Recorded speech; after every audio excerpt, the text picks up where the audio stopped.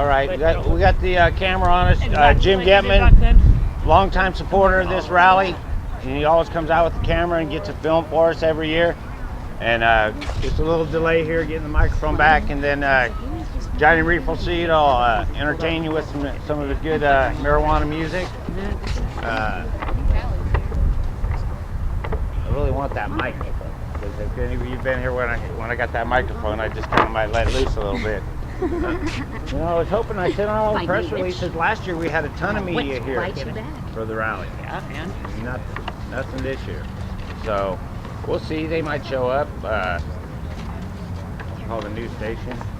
But typically, you know, now would be a good time, you know, to just observe a moment of silence for anybody fallen in the last year. Mike Gus, Scully Sound, rest in peace. He's a longtime supporter of this event. He always provided all the sound equipment. We'd have an event afterwards. But as far as it goes right now, we're just kind of, you know, I haven't opened a few speakers that want to get up and speak and everything, and I kind of wanted to wait for the microphone. Today, Mike Pace, he's probably not going to be able to make it. He's back there making pizzas. We'll probably bring him to the picnic we're going to have afterwards. So, Mike always has some good words to say, and I really wasn't too prepared. I was just looking forward to the people showing up, and I really want to thank everybody for coming out. What do you think we got, Jim? 50? Yeah. Bless all y'all, for real. 50. We got 50. We got 50. And there should be more trickling in. Oh yeah, there'll be more people showing up. Something that needs to be dealt with. That's right. Of course, I we love need your to get necklaces. Those are gorgeous. Branstad out of the office first, and then we. Yeah, we need to get Branstad out, Bother out. We need to get Watts out. Lucan out. What kind of representative will stand there and look in the face of a mother of a sick child and tell them, yes, I agree with cannabis. Yes, I agree that it helps. And then turn around and get into the voting session and look at the mother and vote no. What kind of politician furthers their career off of a sick child? People like Watts and Upmeyer, they've got to go. They've got to go.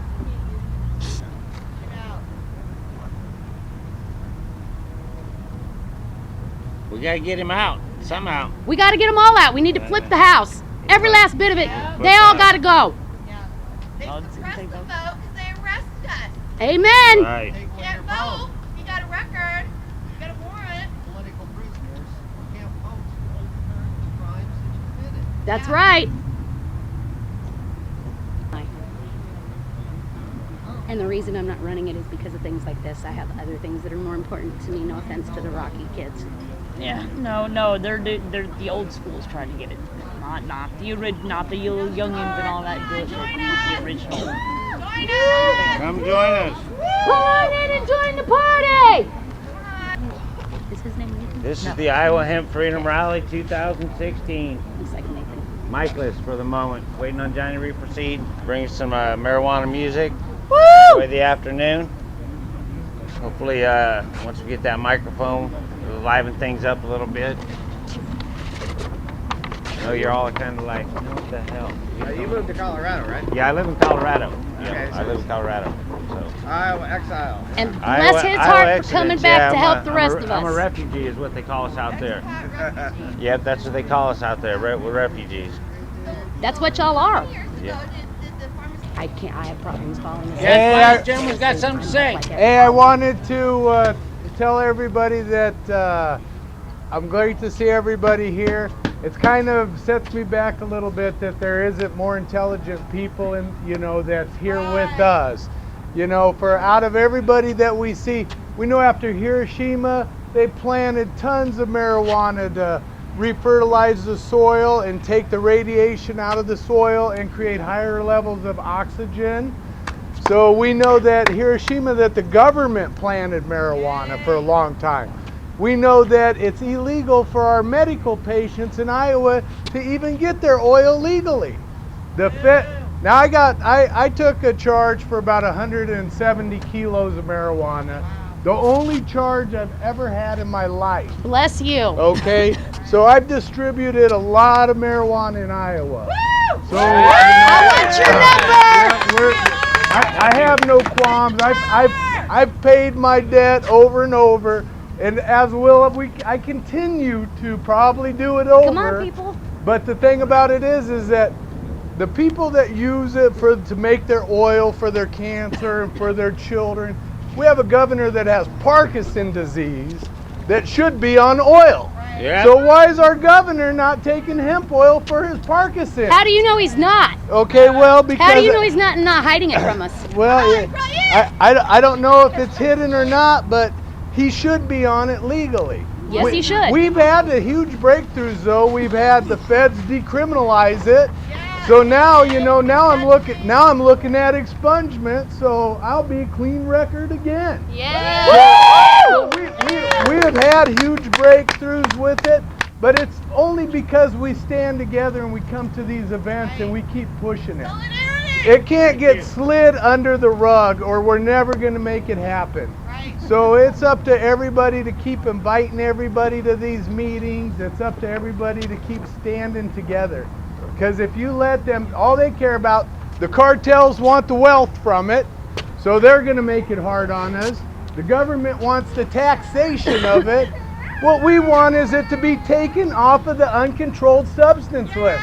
I can get higher by smoking nutmeg that I can go buy in the grocery store for fucking $2 than I can on buying a quarter ounce of weed for 40. Yup. So, I can go buy all the nutmeg, smoke it legally, but as soon as I need hemp for oil and medication, they tell me no. In the pyramids, we found hemp, okay? So we go all the way back to the ancient days. We just dug up some bongs that are like 5,000 BC, some gold bongs with hemp and opium in the bong. Hell yeah! So the kings have been smoking they've been smoking marijuana. The ancient Egyptians were smoking. The Bible calls it the gilded oil. So if you can look in the Bible and it tells you have natural medicine, the gilded oil, how can somebody that calls themselves religious or Christian or what, I don't care what religions they are, I mean, it doesn't matter to me. But any of them groups that say, oh, we're saying no because of religion, well, it tells you in your Bible that you have it. It tells you in your history that you have it. The only ones that are telling you can't have it are the ones that want taxation or your money. That is that simple. If it wasn't for the taxation, the governments wouldn't say a word about it. That's why they hold the patents, is because of their taxation. Yep.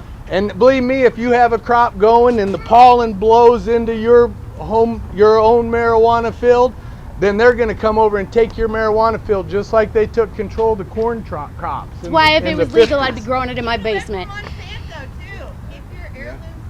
Well, I know a little bit about the Supreme Court Judge Clarence Thompson and how he got imported into the Supreme Court judge from Santiago Foods in the first place. That's a whole nother conversation right there. That falls back under a whole new taxation. That falls under your beef industry and your farming industry. That's why as long as you have the FDA coming in trying to take control of your marijuana, then they're going to come in and they're going to have control all their patents and then really tax it. So we want to keep the FDA out of it, because once they take control of it, then you're not going to be able to grow your own. Everything is going to have to go through pharmaceutical companies. Then if you get caught with having some oil or a little bit of marijuana, you know what will happen? You'll get charged with manufacturing, or, well, I'm saying if you do allow a cultivate, if we want is it off the uncontrolled substance, so you can, and you know what that would do to your economy? That would blow up, I think it would blow up somewhere in the area of $50 billion. When they took prohibition away from us in the 40s, they legalized alcohol with the taxation, and it built the economy out of the Great Depression. So here we sit in a recession, but they would rather let $5 billion go to the insurance companies, legal distribution in those states, or the cartels. They don't want $50 billion to be spread out amongst the colonies. Think about if you didn't have to go buy a bag of pot, or you didn't have to buy pot to create your oil for your cancer and your epilepsy and your Alzheimer's, Parkinson's, and your neurological and your PSD. I spent a lot of time in the military. I've got a lot of friends with PSD, and they'll sit there and they'll smoke a joint, and believe me, you can just tell their demeanor. They calm down. I mean, any psychiatrist can sit in there and tell you. Your neurological system, you need that oil in your body. That's why the Bible called it the gilded oil, because it cures such things.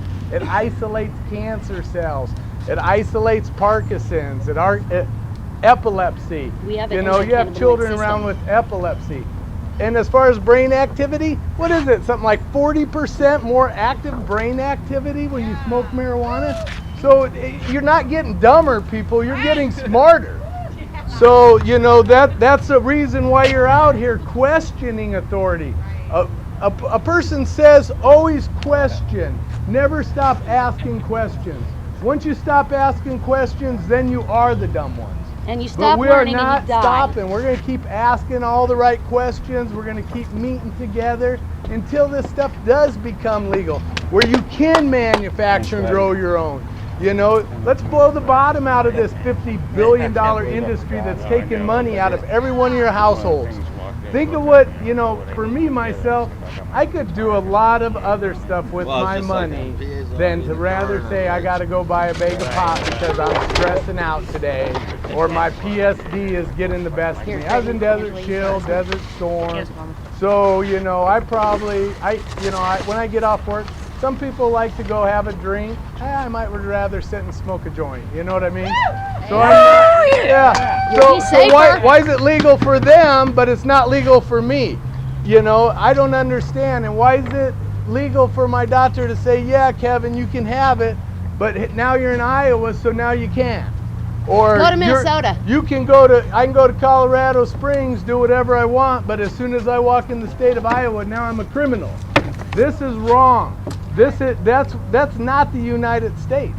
You should not be allowed to say, oh, I'm in this Providence, so it's acceptable. But now I went to this Providence, and now it's unacceptable. Makes as much sense as dry counties down in Texas. Well, that's what we're looking at. We're looking at dry county laws right now. Okay, so let's say during Prohibition they said, well, you can't have it in this county because alcohol's not allowed, but this county you can.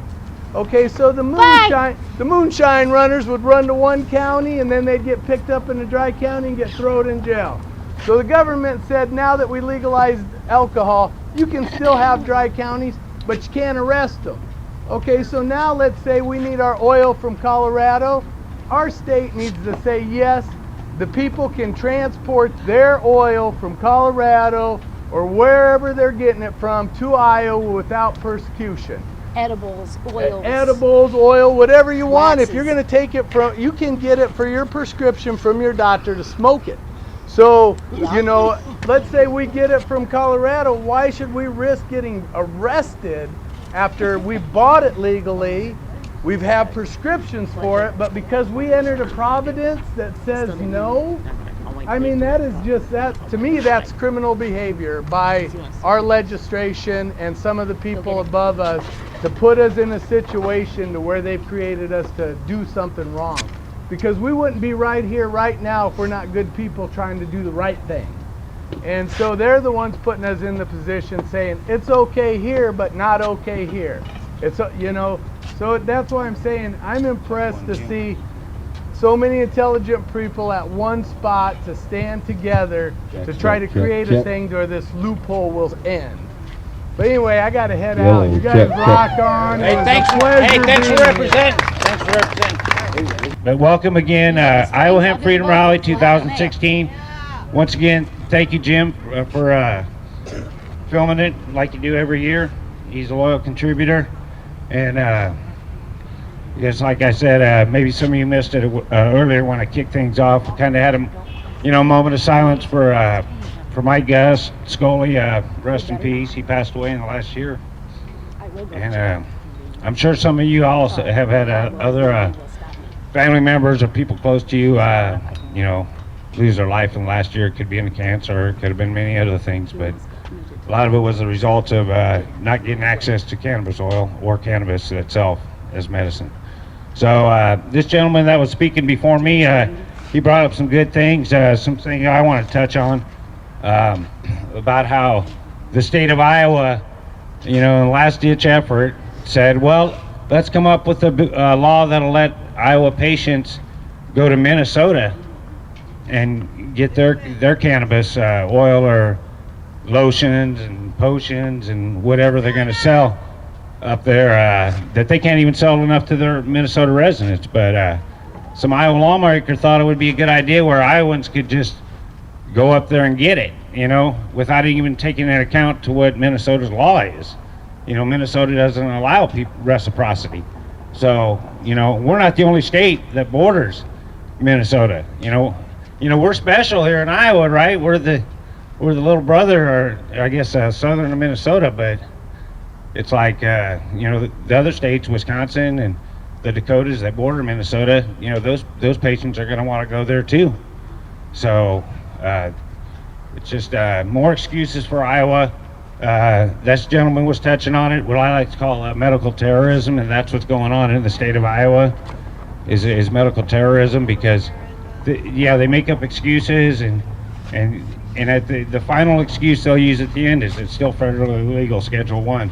And that's why, descheduling would be the ticket to all-out legalization. And my hope is that things do change, in 2017, to where they can't make that excuse up there anymore. So, it's rather frustrating. But again, thanks everybody for coming out. And now I got a hot mic, and anybody that wants to grab it, feel free. Come on up. I know you're waiting. Oh, I will. I want to let some of the quieter people come up first. She wants to wait some of the quieter people. He's gonna grab one. He's gonna go. Let's go. Way to bring it, dude. It's good to see everyone out here today, because a lot of people said they were going to show up, but this is who's here. So in 2012, $124 billion was spent on the cancer industry, and that could have all been stopped just by legalizing the cure. And that's just the problem that we have. It's not just this politician, it's basically all of them. They're not going to get put into office if they don't want them there. That's why when people go to vote, it doesn't make sense to me, because it's not changed anything. And the whole time I've been alive, and I'm 21, I don't see a difference. So this is why we need to show up here for any events, for anything, not just marijuana, anything that stands up to them and stands up to the system that will get them mad. That's what we need to do. We need to go on the street and talk to people about this, because obviously asking them isn't gonna do shit. So yeah, I want to thank everybody for coming out today. I mean, usually you see stuff in the sky and stuff, but it's smoky, so I guess that's for us. But shout out to Canada going through that right now. Minnesota too. Yeah, that's all bad. Yeah, for those who don't know me, you probably don't. I go by LC, and I like getting into this political stuff. I like. Run for office. Good. Nice to see young people. I don't want to being die. I don't want to get killed. More young people need to be involved. We do, and basically a lot of us smoke too, so we should have more people here, but they're probably doing that right now. It's all good. That's why you're supposed to do it before the rally, folks. That's the plan. Yeah. I did. But yeah, and everybody, like, it's good that we're here, but like maybe after this we can go down to the street or something, stand up with the signs, because obviously the news isn't here. They don't want people to know that we're doing this right now. We can leave and no one's gonna know why the hell we're all standing up here. So I don't know, maybe just tell people that this happened, put it on social media, and let them know that we don't like what they're doing. There are people out here that are supporting what we want and what a majority of the whole United States of America want. And this just proves that they aren't going to do what we want them to do. They're not working for us even though we pay taxes. So basically we're sheep, we're not we the people. Not us. The ones that are here are not sheep. True.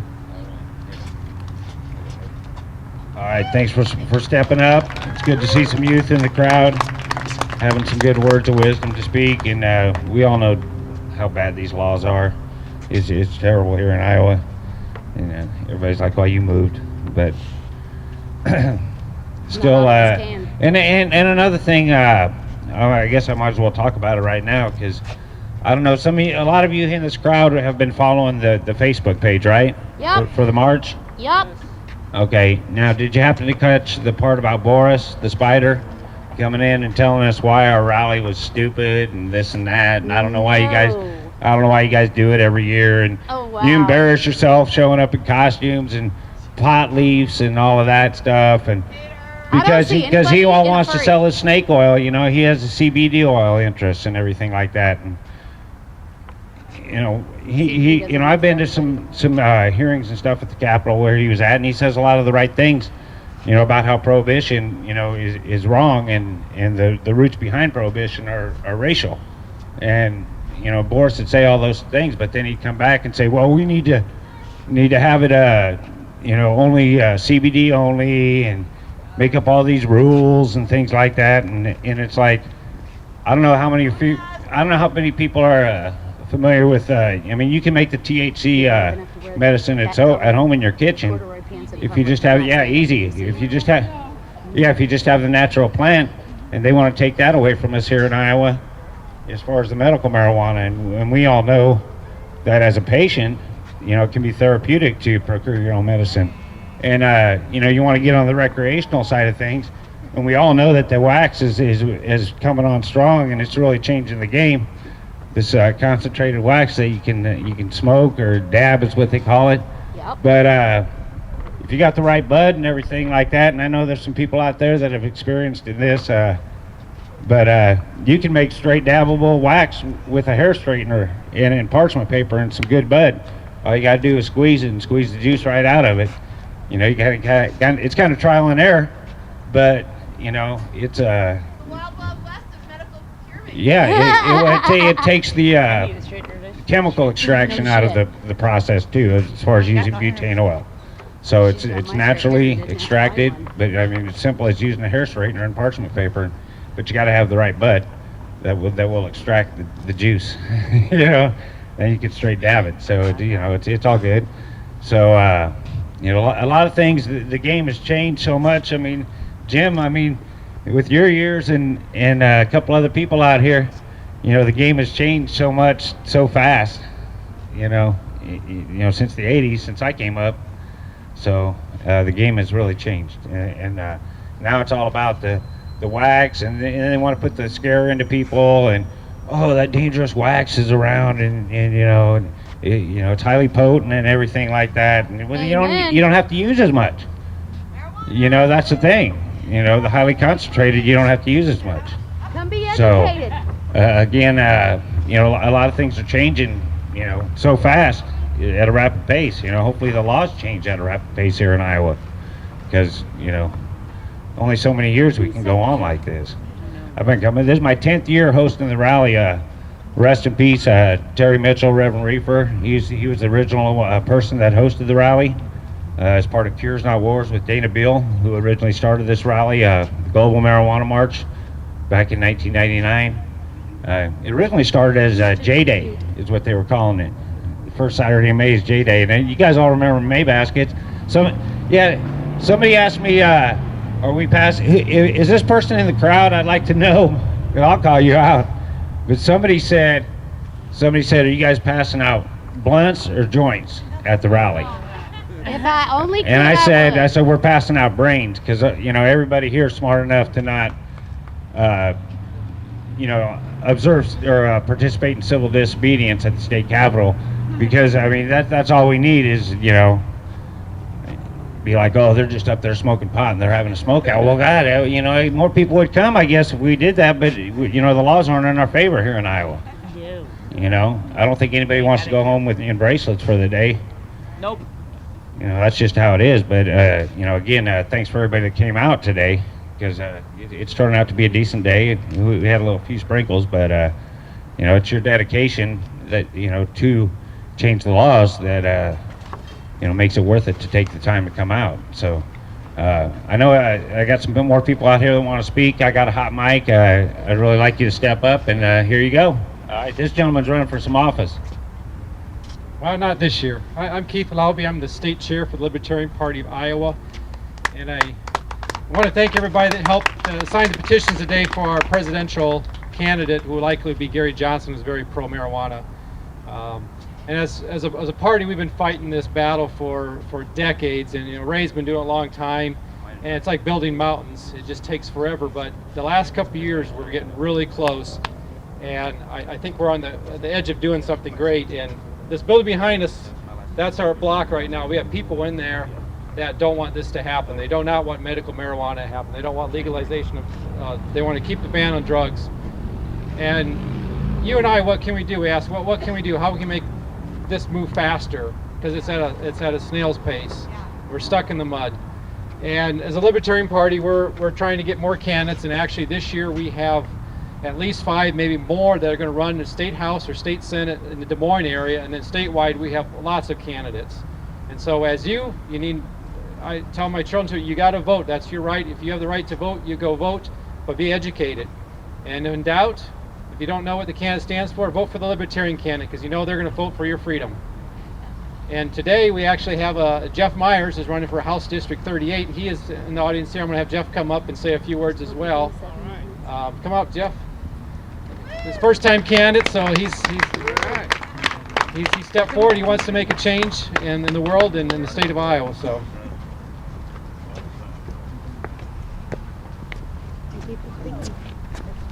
Thank you, Keith. My name is Jeff Myers. I'm running for Iowa House District 38, which is Southern Ankeny, Saylorville, and Delaware and Crocker Township. I've heard a lot of you say today we need to flip the House, and I 100% agree with you. I want to be able to go to the House and serve you, serve your rights as individuals, and legalize marijuana in the state. Woo! Now, my candidate in the House is a Republican, Kevin Kuster, and he did vote against the marijuana bills.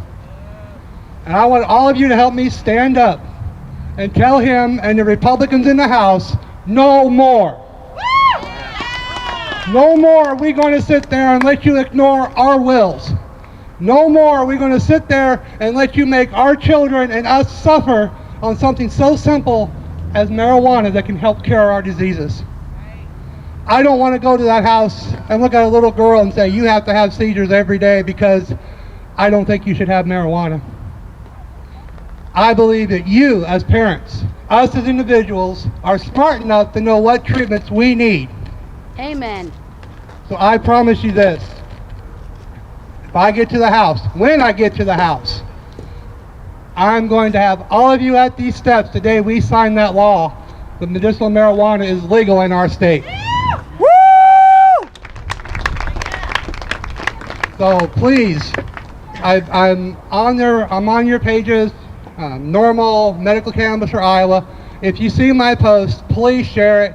Let's get the word out so more people know about us, and we can get this law changed and get this state into the 20th century at least. Yeah! Woo! That I can agree with. Thank you so much.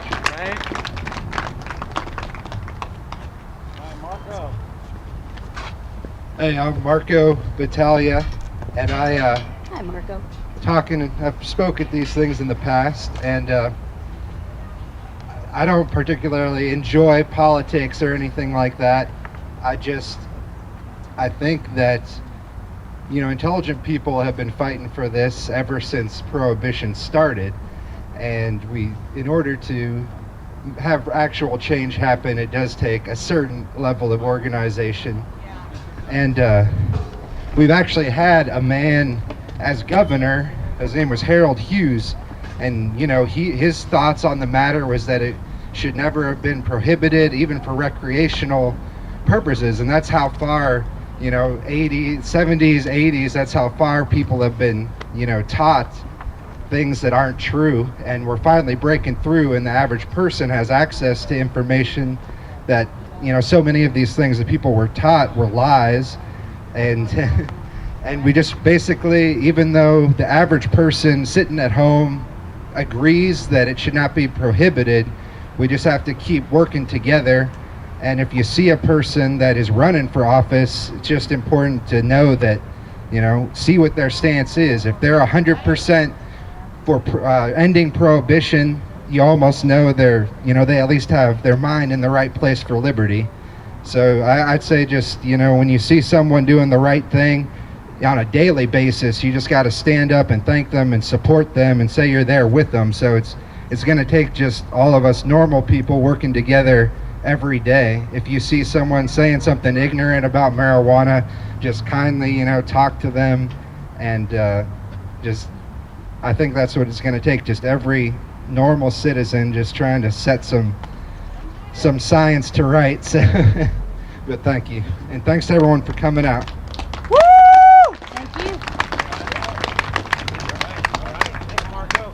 Yeah, thank you. I'm glad everybody's here today. Weather's improving, except for the smoke that's coming through here. I wish I saw cannabis smoke going through here, but. All right. Woo! Well, anyway, I've been, as Ray said, I've been involved with this stuff for a long time. I got involved with Iowa State University Normal chapter back in the late 70s, and then I kind of took some break from that when I was working, and got back into it in the early 90s with the Iowa Hemp Freedom Tour. We had Jack Hare come through, and we met a bunch of good guys about that time. Kenny Nems, he's not with us anymore, but they did the hemp float, and Dennis Patterson and Carl Olson, all those guys, they're set up in parades like Waterloo with this hemp float, and they create all kinds of controversy. The hemp float went to Iowa State Fair, and they've had it up there at Maquoketa and Jackson County out about 4 or 5 years in a row, and the shock value wore off after the first couple of years. But that's good. That means we were educating people. If they weren't shocked, they didn't want to see the hemp float. But I've been doing this for a long time. And then we had the Midwest Hemp Activist meetings. We used to do those back in the 90s up at Iowa State University. We had people from 9 different states come. And we talked about the cannabis issues. And we would have thought we would have gotten some, made further progress, but. It's kind of my understanding that I'm starting to learn that the cannabis prohibition is just basically a symptom of a bigger problem. It has to do with liberty issues. The fact that we're just we're sheeple, we're chattel, property of the elitists. And we got somehow we got to solve the problem by attacking the fascism, and how our government is basically our elected officials don't run our government. The oligarchs do, and if we can somehow educate yourself on liberty type issues, there's a good friend of mine, Todd McGreevy, down there in the Quad Cities. He's a publisher of the River City Reader. He has this radio program and blog called Agenda 31. It's kind of like Agenda 21, but it's Agenda 31. It represents 3,100 counties that need to make a change. And he talks a lot about understanding your citizenship and how a United States citizen, you say you're a United States citizen, but you really aren't the United States citizen. There's a corporation that stole your name that is the United States citizen. So if you understand the difference between being the real natural person and being a corporate fiction, that'll give you some rights. Now, in my case, I identify myself as being a citizen of the state of Iowa, or Iowa Republic, not the, quote, corporate state of Iowa. And that's the way it used to be when the Constitution was established. You were citizens of your state, and then being part of the Confederation with all the other states, you shared privileges and rights across borders. But somehow they played these tricks on us about the time of the Civil War, where they started creating all these corporations in the 14th Amendment, where they freed the slaves, and they made all of us slaves through our corporate identity. So, Act of 1871, it established the District of Columbia, the United States, corporation. It's all this legal fiction type crap, and they suck you into it with contracts. Like when you go get your driver's license, it's not you getting the driver's license, it's your birth certificate that has your name that's actually contracting for it, and then they make you believe that it's you, and it's not you. You're just the agent for it. So as you start to learn these relationships between being a natural person versus a corporate fiction, and don't accept the responsibility of, quote, the corporate fiction, you're just an agent for the corporate fiction. And it's a whole weird concept. You say United States. Well, okay, are you talking about the geographical United States? Are we talking about this fictional thing called the United States, which is just a corporation?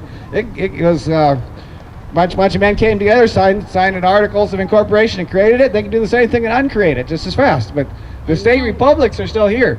The Supreme Court has ruled that the republics were usurped by the corporations they're still here. They just need to be inhabited by individuals who step up and say, I am a citizen of the Republic. I'm not a U.S. citizen. So when you go across those border checkpoints thingies that they got down south, they'll say, are you a U.S. citizen? Just say, no, I'm an Iowa national. And that makes a big difference on your rights.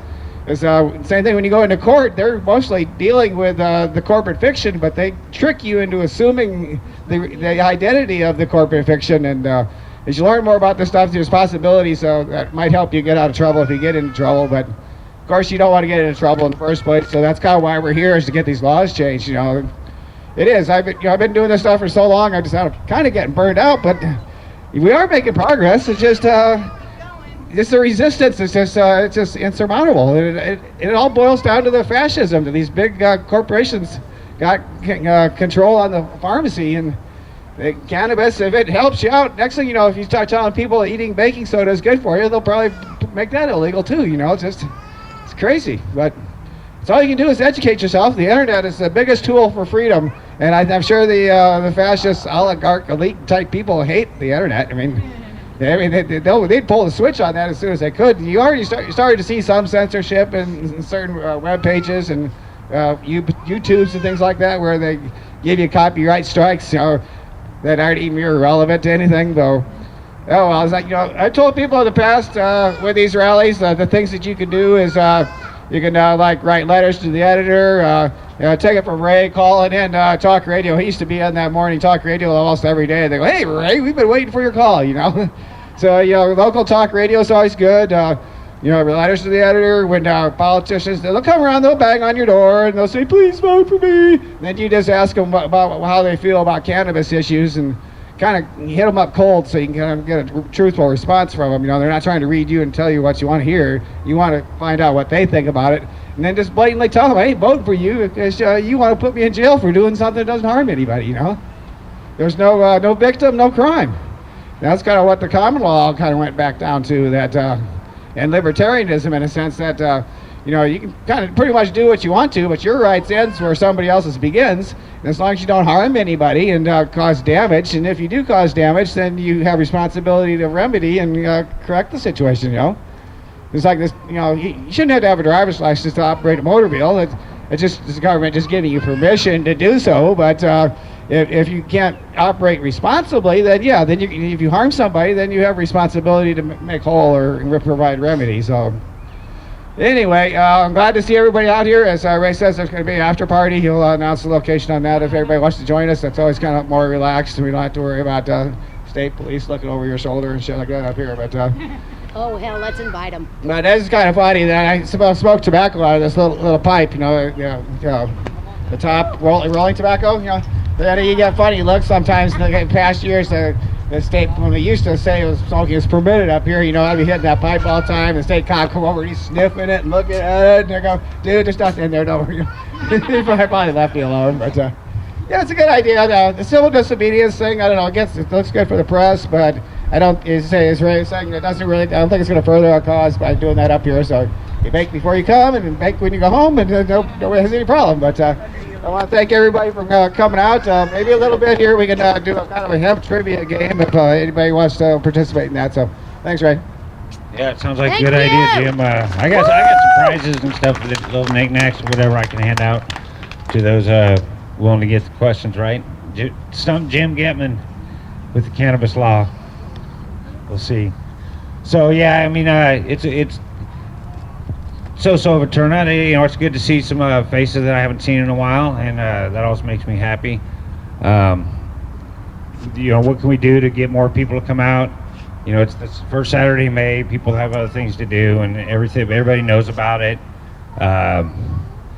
It's people that make the choice to take the time to come out, and support, changing the laws in Iowa. That's what it's all about. So at this point, like Jim's saying, and the civil disobedience, I'd love to promote a smoke out, and we were talking about that out there to the person that has the permit and is holding the event. They can hold the person liable, but we luckily no longer have a state trooper posting up out here, and who knows what next year's 2017. Yep. Wow, I think I might just have to do it. Next I'll year. join you. Yeah. Yeah, I just, and every year I get down here and it's like, man, I wish I had a damn joint. I wish I had a joint, and, you know, and like I said, if somebody's got something, you know, I'm not gonna stop you. But at the same time, we'll keep it somewhat not professional, and just get up here and voice your First Amendment right of freedom of speech. So I want to thank everybody that lobbied up there at the Capitol this year and trying to stray these lawmakers' opinions regarding progressive laws, and it's just rather frustrating when they use the same reefer madness over and over and over and over, and it's just tiring. You know, it's like you got to come up with something else, something new. So I'd like to take this time. Next person that wants to grab the mic for now, please. All right, we got a guy stepping up. Thank you. All right. Thank you, Ray. Thank you for everyone for coming out. I wish we had more people here. Really, I wish we had more people here. But they're scared. People are scared. In Iowa, it's 6 months in prison. Can be 6 months in prison. $1,000 fine for possession. For just possession. Depending on how much you have, you can do a year. 1 year probation for this position. And it 2 years. progresses from that. It can go up to a year and go up to 2 years. For what? Did somebody kill a busload of nuns and orphans or something? What the heck did And if we they do? did, why didn't they take pictures? Nah, they just had marijuana. Because I'm a citizen and I go to work every day, people. I go to work every day. I've worked 21 years in my job. I've been married for 28 years. I'm not bragging. I got 3 wonderful children, a couple wonderful grandchildren. And I ask, what does this state get by throwing me in jail? What does this state get by throwing me in treatment? Why do you take a productive citizen like you people out here? Why do we take them and treat them so cruelly? What did they do? I can go out and I can gamble my money away and my family can be lost. I can go out and drink every day, my family can be lost. I can go out and cheat on my wife, I can ruin marriages, and that's all legal. But what did I do? I smoked a little grass. That's all I did. I didn't hurt you. You don't get the people out here because they aren't sympathetic, because they don't understand that, because we sheep, because we hide, because you don't get support until you get sympathy, because you don't get racial freedom. The blacks didn't get the end of segregation until they got some white kids, some white college students to sympathize with them. The women didn't get the vote until we got some men to say you can have the vote. As wrong as that is, that's the way it is. And we have to gain support in other areas. And when we just bow down and say, yeah, I'll go my 6 months treatment and I'll be good, you know, yeah, just a little bit of treatment, guys, and afterwards we'll be good again. And we don't stand up and say, I don't need treatment. Why the hell you said I need treatment? It's wrong. Amen. There are many things wrong with people's lives, and that's something to be taken care of personally. You know, within the family, with their doctor, not with the government telling me I have to be a better person, because there's so many legal ways I could be a worse person, and I'm not a bad person. And that's what we got to understand.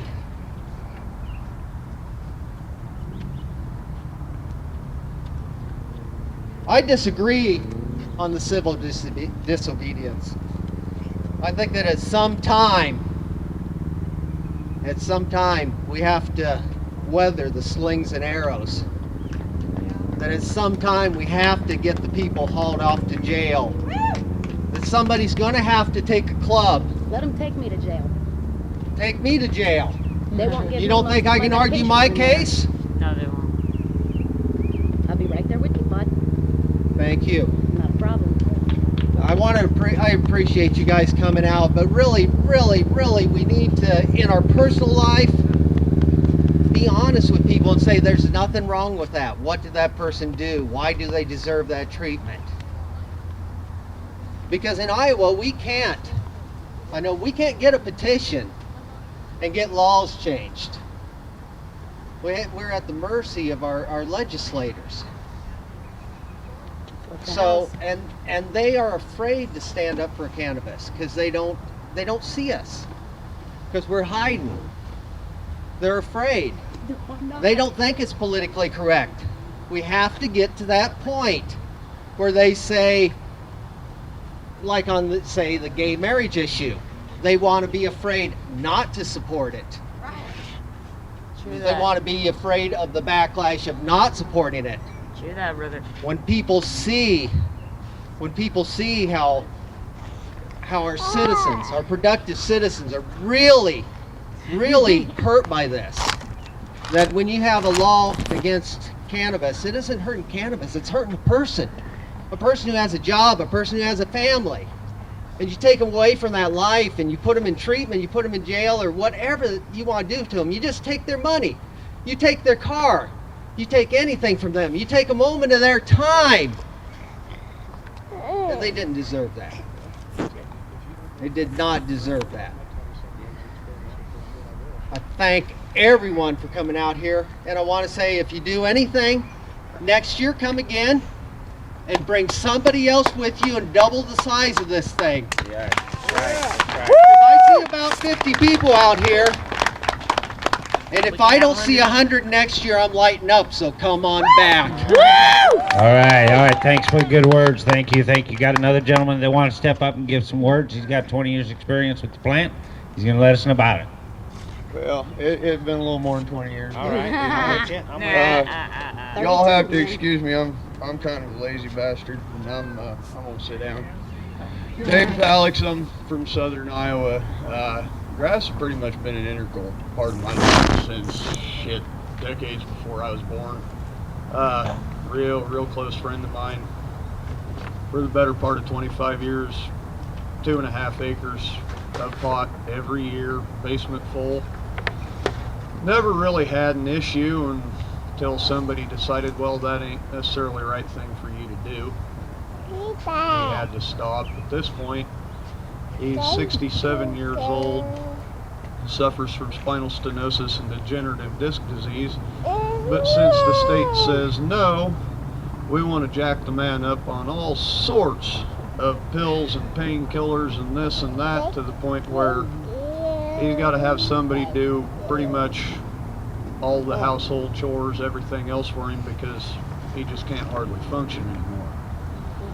Me, on the other hand, I started when I was 13. That's 22 years of pretty much smoking on a daily basis. When I was 15, I got in a little bit of trouble for having a bag and a pipe in my pocket. Got put on probation and was pretty much that way till I was 18. 2 stints in rehab because, well, I'm not going to quit using what works for me. Since then, I've been diagnosed with severe chronic depression and psychosis. Now, I don't know if any of you good folks are familiar with that, but one of the medical profession's favorite pills for psychosis is called Seroquel. Ugh. Hate that shit. Hate that shit. Familiar with it? Been there, done that. No, that's not the only thing they try to get me to take. I'm supposed to take 200 milligrams of trazodone on top of 150. You have fun with that diarrhea and the nauseousness and the headaches that pill itself brings up. I like hydroxyzine and get. Well, I have. There's something wrong in my head to start with. I get like wicked migraines to the point where I can't move.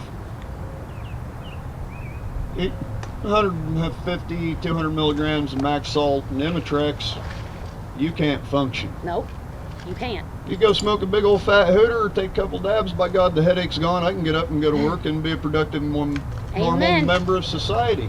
Amen. Now, the cool head shrinker that the state here, these jackasses behind me, decided that I needed to see on a regular basis, wants to jack me up the minute I get out of bed on 200 milligrams of Seroquel with another 100 milligram shot every hour and a half throughout the day. Oh, no. 400 more milligrams to go back to bed on top of the 200 milligrams of trazodone at breakfast and the 300 milligrams to go back to bed. I'm sorry, but all the pills you got me taking are pissing me off. Uh-huh. My kidneys hurt. I'm puking blood. Leave me alone. Anal leakage. Well, never really had any of the anal leakage, thank God, but You're lucky. if I had, I'd have had a real miserable psychologist, I promise you. Oh, believe me, I know. Anyway, over the last several years, I've had my run-ins with old Johnny Law, and they all know at this point what I do. They know I'm not going to stop. So, if you want to put me in jail, put me in jail. I much don't give a shit. I'll get grass in jail too. Won't be the first time, and it damn sure ain't gonna be the last. It is a rinky-dink little shithole town that me and my girl over here and my brother come from, and maybe another member of our little society here come from, is one of the most crookedest shitholes in this state. The reason that most of, well, I used to sell quite a bit of pot, so I'm not. We're not talking to your average Joe Blow concrete finisher like me. We're talking doctors, attorneys, the chief of fire. Yeah, Hell, they smoke it too. They just don't tell us. my biggest competition was the fucking chief of police, which coincidentally, when they busted the fire department chief, was because he shut the chief of police off. So they raided his backyard and hammered him and his wife for growing. Where does this make sense? This shit was in the paper, and our state legislature is too damn dumb to read. The only one that goes to jail is the fireman who, coincidentally, his wife had breast cancer. So where's she at now? Suffering and missing one. I've had 8 different friends, everything from stage 4 lung cancer, Ewing sarcoma, breast cancer. There isn't a doctor on this planet who is blind enough to just say, no, it don't work. The studies, the proof, it's all out there. It's just, we have all this bullshit with the HMOs and all the other shit where, oh, if you get hurt, you got to take a piss test. By God, you got THC in your system, you're a dirty fucking criminal. You got to go jail. Fuck that. You know who the criminals are? The criminals are the idiots pushing the dope junk on our kids. The meth heads, the toothless wastes of space. How about the opiates that are legal? The benzodiazepines. Yep. Well, they're pretty well fucking useless too. Yeah, I know. I ain't down on it. If you've got to process and pull this out and cook that down, nah, ain't no point in it. Nope.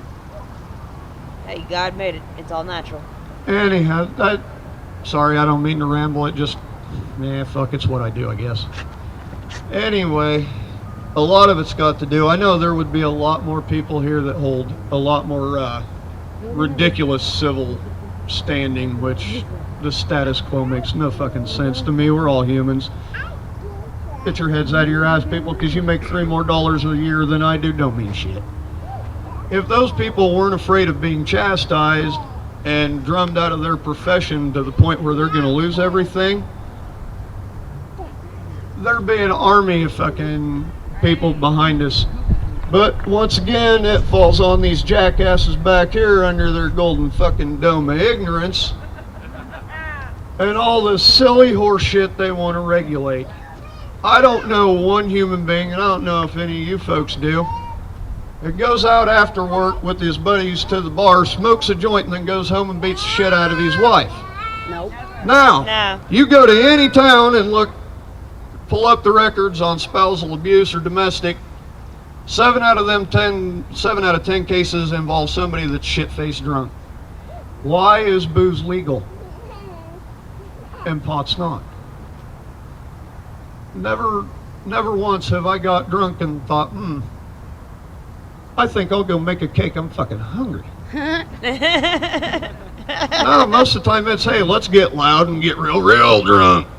Now, let's sit down, smoke a fucking joint. Yeah, chances of getting angry, not so much. Leave it be and it'll leave you be. Tried to explain this to the psychiatrist. He says, well, aren't you taking your pills? No, I'm taking this. And he just looked at me and says, does it work for you? I haven't had an attempted murder charge or a violent charge since 2004. The hell do you think, guy? So now he leaves me alone. My boss leaves me alone. We had an incident. I told him, I'll give you a week sober. There it is. See how you like it. Day 3, I'm throwing hammers at idiots. And I'm not exaggerating. I'm actually throwing East Wing hammers at morons. He approached me that night after work and he says, so what's the issue? Well, I told you, you wanted me sober. Here you go. Don't come in tomorrow sober. Aye, Chief, I can do that. Which, when I started working for this man, his neck was redder than this little feller's shirt. At this point, he has set back $150,000 just in case the state does legalize, so we can start not only growing for medical, but open our own dispensary. Nice. And not only him, but he is also set off to convert most of the people that he knows, both Republican and retarded and whatever, that, you know, we took, I would say, in the average of 150 to 200 people in the last year that were so anti-marijuana that if you even said reefer, they would freak out. Now, each and every one of them is pro-med. Most of them are also pro-recreational now because they have realized the dangers of medical and recreational marijuana are so much less than everything else out there. But unfortunately, they're all scared to be here because they don't want to lose professional licenses, which, again, fuck you idiots, thanks for fucking up our lives. On that note, I'm gonna go find something to drink. My mouth's a little dry. Coming to the Iowa Hemp Freedom Rally again. Yeah, I came last year. I brought a couple of people with me. I was a little nervous. It was my first year, so I didn't really want to talk, but my mom was going to come with me this year. Unfortunately, she was in too much pain to leave the house today. I tried, but unfortunately the 3 painkillers she's already taken have not worked. So she's at home and I'm here, and she asked me to just tell her story real quickly. I was reading your sign about fibromyalgia. She has the same thing, and then she has a debilitating disease in her feet which have limited her walking to about 10% of her normal walking since she's gotten sick. And it's something that will never get better, and it's something where cannabis would 100% help her. She has, yep, she's used it before, and right now, unfortunately, I have a sibling who made some bad choices and doesn't have her children, and to be able to visit her grandchildren, my mom has to drop clean UAs, even though cannabis will make her better.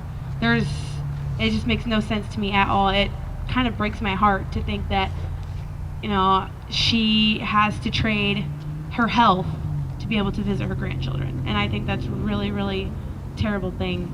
I've been around marijuana my entire life. My stepdad, you know, he sold it my entire life. My father, before my stepdad came in the picture, he sold it. I've been around it forever. It's something that I was very conflicted when I first had children on whether or not it's something that I would share information with them. My oldest daughter is now 11. She knows what it is, and she's to the point where she's old enough to understand, that it's not what everybody says it is. And it's not something that you need to be afraid of whatsoever. And it doesn't make you a bad person. I work 2.5 jobs. I have to say 2.5 because I freelance for my other one, but I have 2.5 jobs. I have my own car, my own house. I am 3 children that I dedicate my entire life to, but yet there's still people out there that look down on me because I use marijuana. Well, juggling that much and life itself, you need a way to unwind, and there's a lot worse things that you can do to unwind. And I know this because my stepfather wrapped his car around a pole about 14 years ago on alcohol. I'm sorry. I'll tell you what, he never drove crazy like that when he was on marijuana. He never got reckless. He never got violent. Nothing on marijuana. Alcohol is the bad guy here, not marijuana. And I think that's something that they need to really understand and make a change on. Thanks. Thank you. Yep, I agree. That was my theme last year. For those of you who are here, marijuana is safer than alcohol, and that gets me on my kick about ban parking lots at bars. We might have a lot less DUIs, and the life saved might be your own. So, whether you're the one that gets, we all heard about that story about that wrong way driver or whatever took out that cop. I mean, come on, that guy had 3 DUIs. He left like the keg stand. He took the wrong. And then they tried to tie it in because he had weed in his system, but obviously it wasn't the weed that made him crash and go the wrong way on that interchange. So, Shasta, you want to get up and say some words? Now we got a hot mic. She got a beautiful cannabis baby here. Okay. Thank you, Shasta. Hi there. Hi, good looking. Hi there, everyone. My name's Shasta. Hi, Shasta. Hi there. I'm not really good at speaking, but we'll give it a try. All right, so this is the cannabis baby here. When I was pregnant, I had a hematoma. I was bleeding. After about a month of bleeding and stress and thinking I was gonna bleed to death and die, I thought that's how I was gonna die. I knew about the Rick Simpson oil, so I sold my gun, bought an ounce of weed, and made the oil out of it. I took it for almost 3 weeks. A few days after I ran out, I started anxiety, stressed again, started cramping, and a week and a half later, I gave birth at 26 weeks, 1 pound, 14 ounces. I probably wouldn't have made it that long if I didn't have the marijuana to keep me calm. Matter of fact, at my 36 hours after my first dose, I went my first day without bleeding. That was Christmas. That was a nice Christmas present. Rock on. So he was born, came out crying, never needed a ventilator, and he only got 1 dose of steroids after he was born to mature his lungs, and that's almost unheard of for a 26-week baby. Obviously, they tested for marijuana. I tested dirty, so I got my child abuse charge. But I'm very, very proud of that child abuse charge. And for all the other parents out there that use, in DHS's handbook, they cannot take your child away for marijuana only. Which is why I work for DHS. And what else? Yeah, they can't take away from marijuana only. And you can use, but you can't use in the caregiver role. So I have never got messed with ever since my case got closed right after he was born. I haven't been messed with since. So yeah, so this is what cannabis baby looks like. I wish I could have used it after he was born because he had a little of a hemorrhage in the brain. There's a lot of babies that could be using this cannabis oil. There was a study submitted in 2014. Marijuana is a neuroprotectant. 1 gram of cannabis oil is enough for up to 1,000 babies under 2.2 pounds.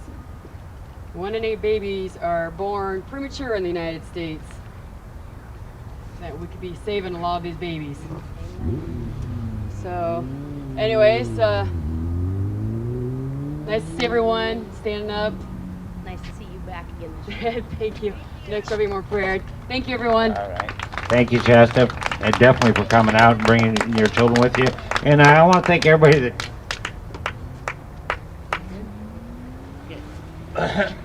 that brought their kids out, because it's a safe event. And people were concerned, is it okay to bring my kids? Well, yeah, because we need to educate them and tell them the truth. So. Be honest and stop being pussies. Amen. And as you can see, I'm representing this shirt now for Brady, cannabis patient here in Iowa from Tama. His parents, I believe he's got the intractable epilepsy, but it's like keep calm, Team Brady, and I really support them and represent Purple. And rest in peace for Prince. It was sad that prescription drugs were his downfall. So again, it was just constant abuse, and you just took him in the end. And it's another person that definitely wasn't into cannabis, but it probably could have saved him, just like would have saved Michael Jackson. Then instead of the prescription. Yeah, Prince for sure. Yeah, as I said, that's one of the reasons I want to wear purple in his memory. So and represent Team Brady, because his parents are brave. I don't know if you saw it in the lawmakers earlier this year, but his mom was talking to one of the lawmakers, and they've already been living in Colorado, and they moved back to Tama. And some lawmaker told the parent or whatever, well, you should just move to Colorado. And I hate that message. Every time an Iowa lawmaker, well, you should just move. You should just move. So that's not an alternative for everybody, and it shouldn't be like that. It shouldn't be like that. It should be available here, and I want to come home. So here you go. All right, here's Rose. She's gonna let it go. Woo! Hi, everybody. Go, Mama. Okay, now I'm not going to read off these verbatim. These are just to help me out. I was born in 1976 when there were no domestic abuse laws on the books. My biological mother was a severe drug addict and alcoholic who used me to pay for her drugs at the age of 2 years old. I was 3 years old when my biological mother got into a fight with her. I don't know if he was her pimp or her dealer or what, but it led to violence. It led to him pulling a gun out and resting the barrel of that gun on my head when I was 3, threatening to shoot me. The one good thing that woman ever did for me was to jump on him and take the bullet in her face instead of letting him shoot me.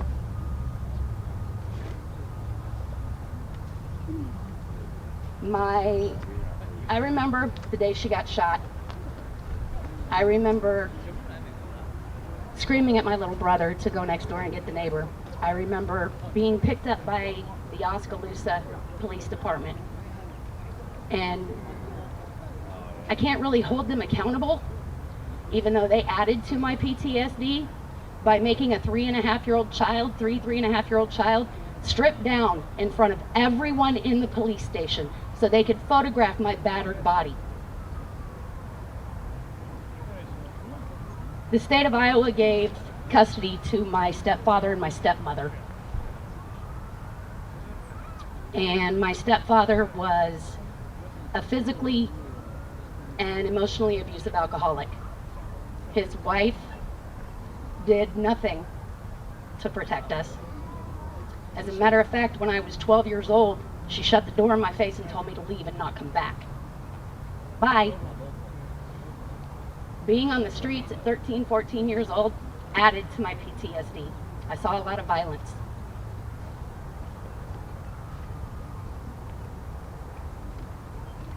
Spent a lot of time in psych wards and shelters and group homes. Grown up from toddlerhood with PTSD. Y'all heard me earlier say that I've also been diagnosed with several other things, from fibromyalgia down to I'm going in next week to be tested for Parkinson's, so please forgive my shakes. Last summer, at 39 years old, they had me on 16 prescription pills a day. I have 6 kids, ages 11 to age 20. How in the world am I supposed to be able to get up and take my kids to school or pick them up in the afternoon when I am so doped up that I can't function and I can't move 5 feet from my sofa? One of the medications that they had me on was tramadol. I no longer take that. The tramadol itself caused me to develop tinnitus in my left ear. There's no help for that, none. That's something that I'm going to have to deal with because my previous physician thought that her chemical cocktail was better for me than cannabis. Now, I look Honestly, the bags underneath my eyes probably are glaring pretty bright and don't look really nice. PTSD causes insomnia and night terrors. The fibromyalgia that they diagnosed me with in my early 30s put me in early menopause. Menopause causes insomnia.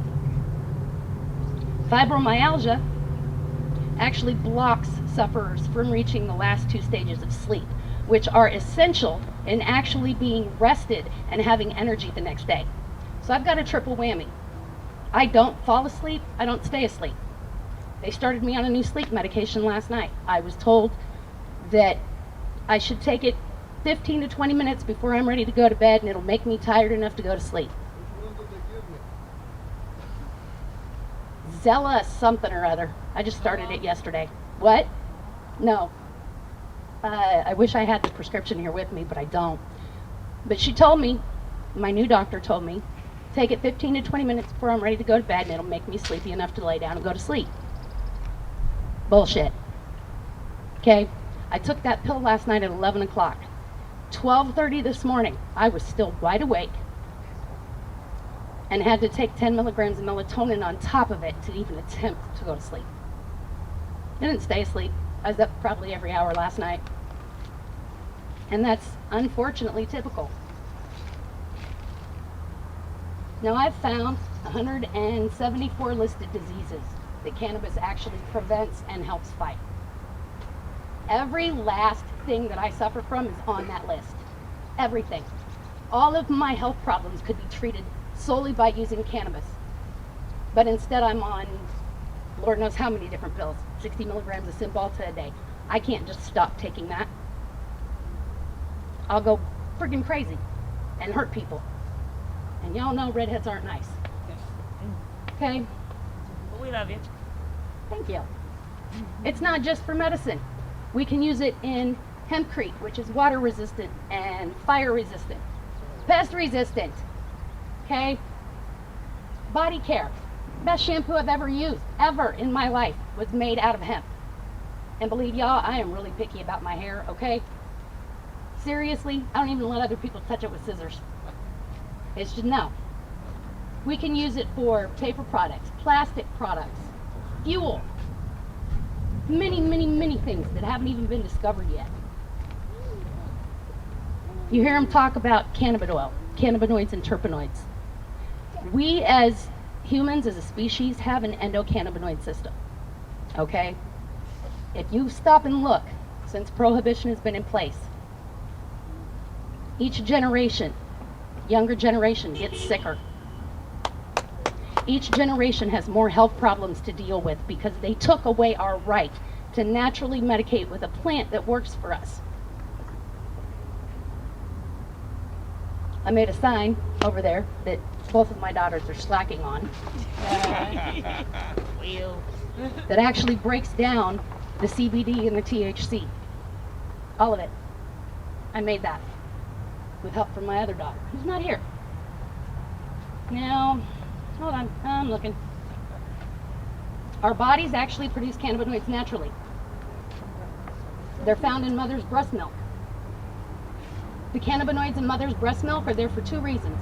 To 1, calm your baby down, and to 2, actually make them want to eat. How is it illegal when our bodies produce it naturally? We depend on it. Our health depends on it. How is it illegal? Hemp in and of itself is a renewable resource that can be produced domestically. It grows quickly, resists plant diseases, requires little weeding, and thrives in most climates. It actually enriches the soil that you plant it in. For one corn crop, the cycle of one corn crop, they could turn around and get 6 crops of cannabis from that same land. Okay, hold on, I'm lost. They've got me on 60 milligrams of Cymbalta a day, which I can't just, up and forget to take. If I forget to take it, I can't get up and walk the next day because of the blackouts and the dizziness. Unfortunately, they've got me on hydrocodone. I can take up to 4 of those a day, and I'm still in pain. What's your milligrams at? I take 10-3-25s, which is the highest they will give you, I believe.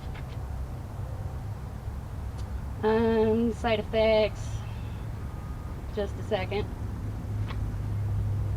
Friend of mine here in Iowa, name's Erin Miller. Her son Abram is 3 years old and is finally walking and making noises and playing with toys. This baby, Abram, was 7 or 8 months old when they started noticing that he was having seizures. They put Abram on a benzo that has not been tested on people under the age of 18. He lost his words, he lost his ability to walk, he lost everything. He has been seizure-free for a year now because of cannabis.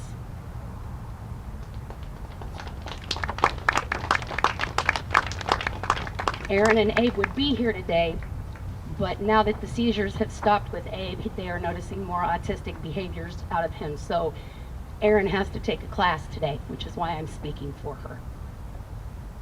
She runs a blog. It's www.rabrammayhem.com if y'all want to check it out. Abe has a neurological disease that's so rare that literally she knows of, I think, 3 or 4 other families that deal with this. It's a rare gene mutation, and it's called UBE2A syndrome, and it causes symptomatic epilepsy. Representative Watts, who represents Dallas County, has spoken to Aaron face-to-face several times, has taken Aaron and her husband and their son Abram out to dinner. A week before the last bill went through that they voted on, Watts wouldn't return any of Aaron's calls. Wouldn't talk to her on Facebook, completely ignored her. Used Abram's story to further his political career. On air, used Abram's story. Told Aaron that he backed her on the cannabis. They went through this last session, and Watts refused to look at her. She was sitting there waving at him, trying to get his attention.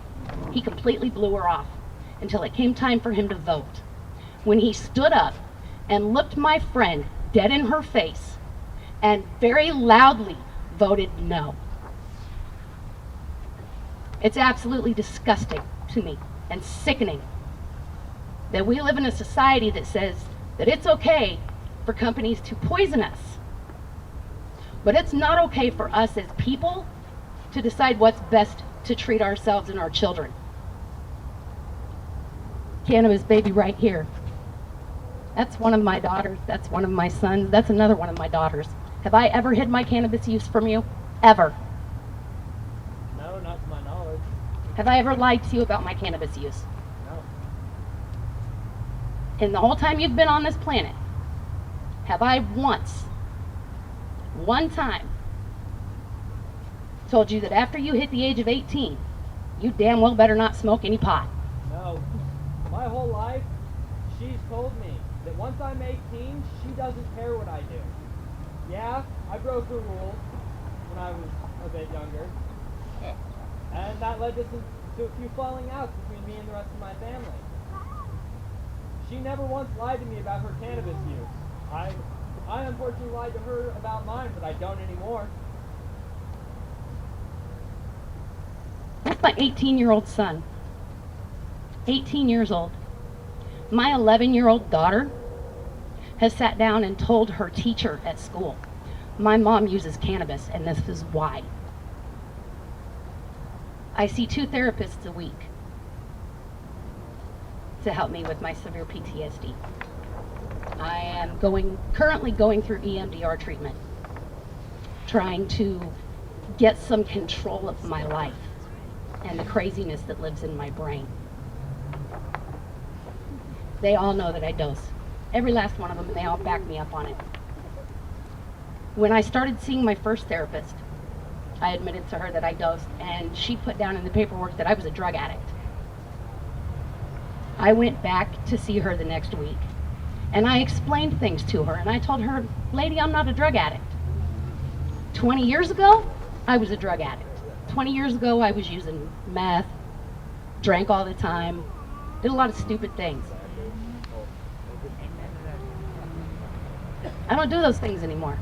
I've been sober from methamphetamines for 20 years.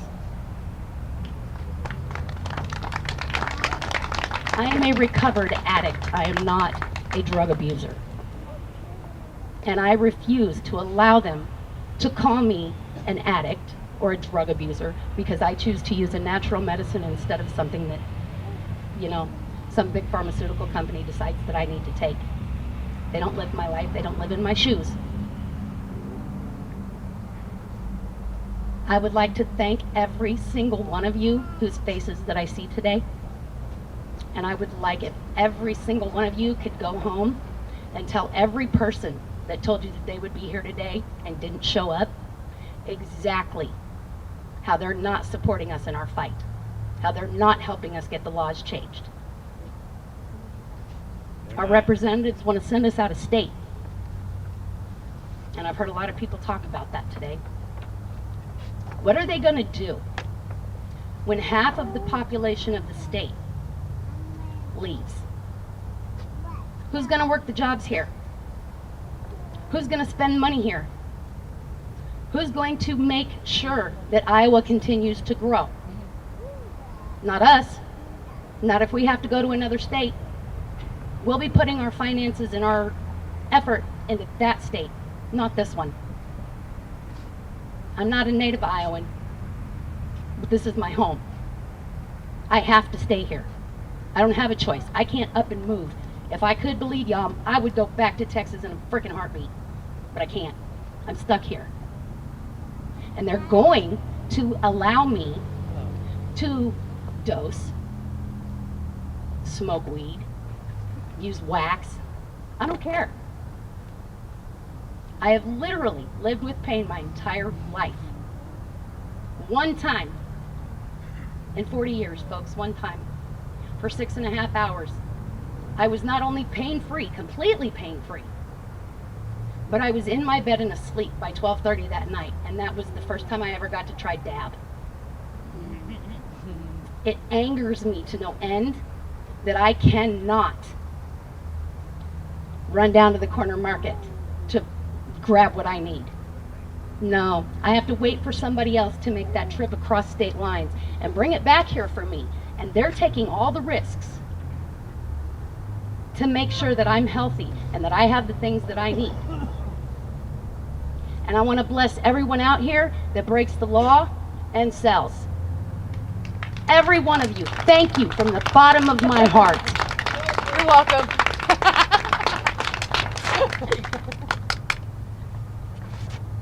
I love all these faces, and I hope to see y'all next year if they still won't let us have what we want. He was the guy that made a lot of the shirts for me, and not this one that I'm wearing now, but I'm kind of wearing this one for sentimental value because meth is death and pot is not, and why are the fines equal? And yeah, it was 10 years ago. I was in a Ames Tribune article, no, ISU Daily. They did a story on me. My buddy Johnny Reeferseed hooked me up with the interview and everything, and they took a picture of me at the Capitol. It was used in the article, and I was wearing this shirt, but it wasn't cut off at the time. And I didn't have the ink at the time either, this ink. So anyway, so I figured I'd just kind of do a rotation of some shirts today, and bong hits for Iowa, starting things off, and Team Brady, little purple rain coming down, and meth is death, pot is not. Why are the fines equal? Exactly. It's up there. You know, we got to ask them why are the fines equal.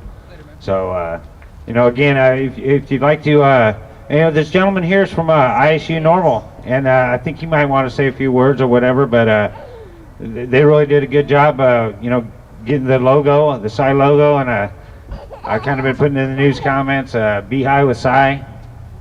Yeah. So you know, it's pretty trick logo they came out with Psy holding the leaf and everything like that, and it was good work fighting the courts, you know, to be able to do that. So we appreciate that. Just anytime there's a pot leaf in a story, it's what stories behind the leaf, you know. And so, but what I call the marijuana leaf is a international peace symbol. So you know, it's universal. It bridges all gaps and all genders and all everything. All races come together with cannabis. So just like all you guys did today. So again, we're going to wrap things up here shortly. But you know, if anybody would like to come up and say a few words or come up and buy a shirt, you know, I'd really appreciate it, because the gentleman that made the shirt, he's kind of a long-time contributor to our efforts here in Iowa, and it'd be nice to you know, send him back some money here real shortly. I told him, I said, oh, $10 a shirt, I'm sure we can take care of that. I think you got 6 or 7 of them, or 10, so take a look. Hey, Jim. Yeah, there's a Iowa State Normal. Hey, cool. I'm glad you guys are winning that battle on the shirts. So, yeah, I was up there in from 76 to 81, and you know, we did the normal chapter thing, and I'd sit at one of the tables in the union there, and had like a 3-foot water pipe, you know, and try to get people to sign the petitions, because we were fighting the city of Ames because they wanted to shut down all the head shops, you know. And so that was kind of funny. I had like a 3-foot water pipe there, and most people just walk by, they wouldn't even notice anything. But that, like, just casual, that room really echoes. You know, people are familiar with the union, how echo and marble walls and shit. You know, I just kind of like bong, joint, pipe, and people would walk by and they click. Oh, what are you guys doing? Hey, sure, I'll sign your petition. So this is the good old days. I lived in Napal, Van's house, and of course Napal's not there anymore. They blew it up a couple of years ago, and we were actually surprised it stayed standing that long, because we used to joke about how the building would shake when the wind would blow and everything. But we had, I think it was like 60 people lived in our house, and I'd say at least three quarters of us would get high, you know. So it's like it was just a thing to do back there in the late 70s, and nobody really cared. You know, then we'd walk down to the kitchenette area, and I'd like sink and shit, and I'd clean out my water pipes, and all the non-smokers were like, "What are you doing?" "Oh, I'm just cleaning my water pipe, you know, it's no big deal," you know. That's funny how things have changed. So, okay, just kind of help Ray wrap this up. Just for kind of fun, we did this kind of a little bit last year, just kind of a little trivia thing. Just shout out something that's made out of cannabis hemp. Hempcrete, all right. Hemp plastics. Food. What's that? Food. Food. Hemp seeds and hemp oil and paper and plastic. Yeah, it just goes on and on. So it's an amazing plant that they say just about anything that's made out of petroleum could be made out of cannabis. You know, ice cream. Yeah. Cars. Yeah, the hemp seeds got a lot of high protein and the essential fatty acids. Yeah. Yeah, was it Henry Ford? I think he actually made car bodies out of hemp, so that was pretty cool, you know. So. And batteries. Did you say batteries made from hemp? Cool.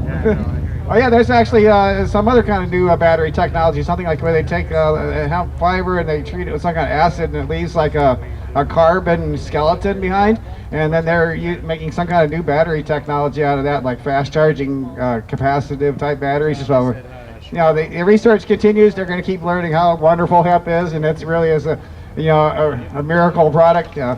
The people that came here, you know, from Europe, I think things would be a whole lot different if they didn't have hemp. They'd get their ass over here with their sales and clothing and everything else. So I thank everybody for coming out. I suppose Ray's going to kind of like to wrap this up. We got to get the announcement about the after gathering and the election year. You know, the guys are knocking on your door, so give them a whole mouthful of what you think about cannabis issues.